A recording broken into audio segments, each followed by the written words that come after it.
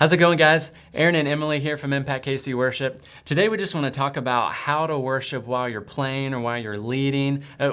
We know that we've all walked away from those worship sets and we just feel like, man, I just felt distracted, or I just felt like I didn't connect with the Lord as much as maybe I have in the past or the way I could have. We just want to give some practical tips of how we can better foster that place of worship while we lead our congregation and while we lead our teams.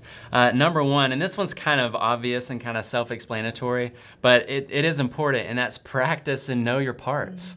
Like, the more comfortable and familiar with what you're going to do within a song, the less distracted you're going to be. You know, if you're so distracted about, oh, I need to know what chords I'm playing, what lead line I'm playing, or if you're singing, you know, where am I going to breathe? How am I going to shape this vowel? All of these things, if we know ahead of time exactly what we're going to do and we come in prepared, we're not going to be as distracted and allow more room to actually focus in on what the Lord is saying or what's happening, and actually connecting with the congregation and connecting with the Lord. And that kind of leads us into point number two, and that's memorizing your music.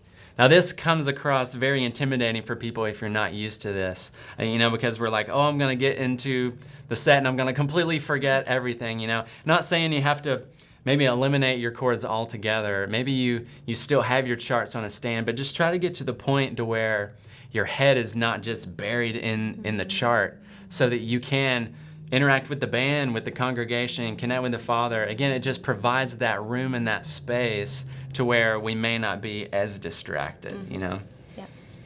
The next one we have is don't ignore the content of the song.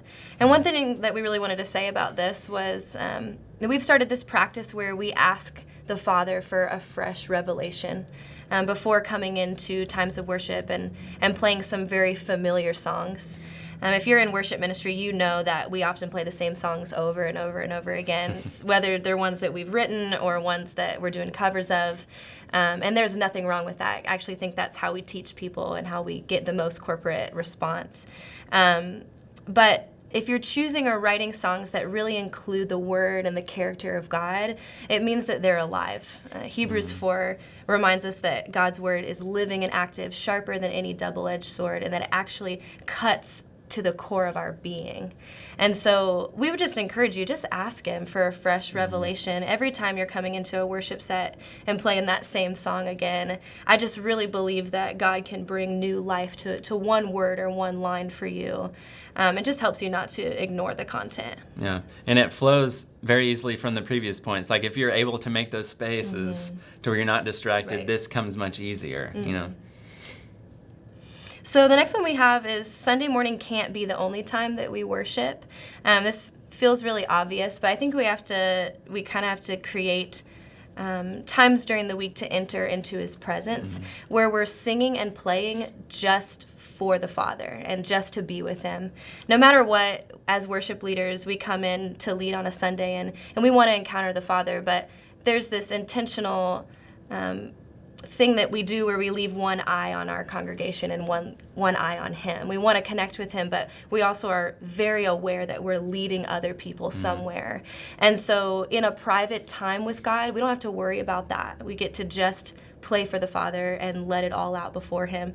And so I think that number one, when we do that, it increases our skill, our singing skill, our playing skill, but it also means that as we come in on Sunday, we're coming out of this overflow of being in his presence, and we've already been with him, so it makes it a lot easier to take other people before the throne. So yeah, and kind of leading into our last point, it's remembering the why and communicating that why to your team. This is super important. Like, as I really feel like, communicating that vision, that why of why we're doing this kind of fuels that action, that response, right? And I guarantee you that, you or your church's worship philosophy is different than ours or someone else's, and that's okay. It's just important that you communicate that and that your team is on the same page, and that you're all working towards that same goal. And again, just communicating that why over and over so they can be fueled by why they do what they do. So we're so glad that you joined with us today and that we just able to share our hearts with you guys. We hope that this is, again, applicational but also thought-provoking, that you can kind of share these things with your team. Give us a like, subscribe to our channel. Till next time, we'll see you later.